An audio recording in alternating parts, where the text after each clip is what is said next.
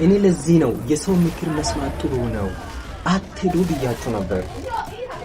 ይኸው በቃ ከኋላ እሳት ከፊት ለፊት እሳት በዛ በመሳሪያ ጦር መሳሪያ በቃ ተከበባችሁ።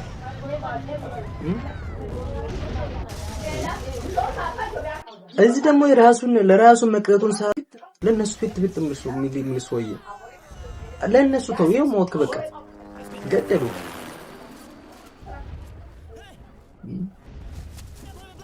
እኔ ግርም ላይ ለምንድን ነው እነሱ መከር የሚያሰሙት? መጀመሪያው እዛ ቤት ባትገቡ እዛ ቦታ ባትገቡ ይመረጥ ነበር።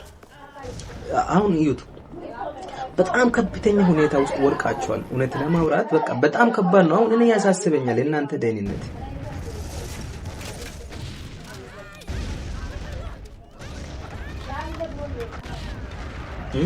እዩት እና አሁን ከዚህ ለመውጣት ምንድነው ማድረግ ያለባችሁ ነገር?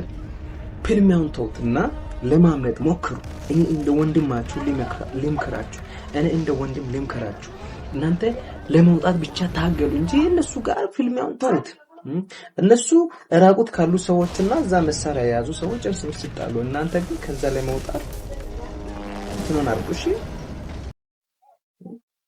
በቃ እኔ ወስኛለሁ። እኔ አንድ ካወራሁት ብዙ አላወራም። አንዴ ነው ማወራ። አንዴ ነጥቅ ያለች ሐሳብ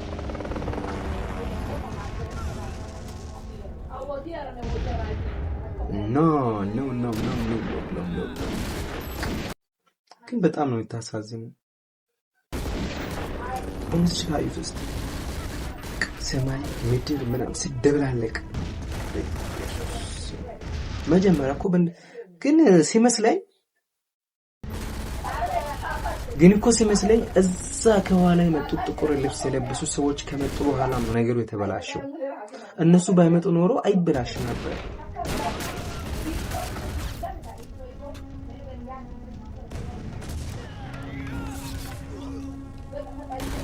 እና ምንም ማድረግ ነው አልችልም። በቃ ብቻ ያስጠላል እና ያሳዝናል። በእንደዚህ ሁኔታ ይሄን መሰለ ሰው ሲሞት ሲያልቅ ማየት ቁጭ ብሎ ሪአክት ለማድረግ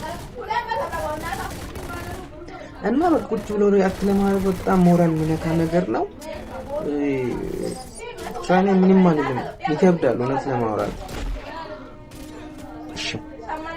እርስ በርስ ስትዋጉ ሲገሉት እነሱ መልሰው ሲገሉላችሁ እናንተ መልሳችሁ ስትገድሉ ወይኔ!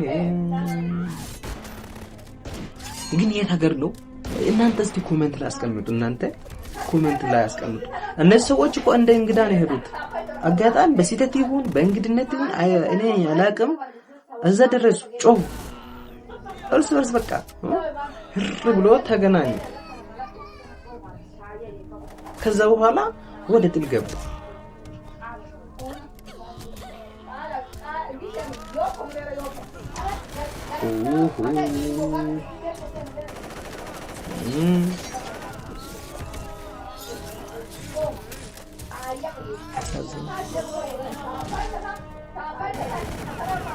ያሳዝናል።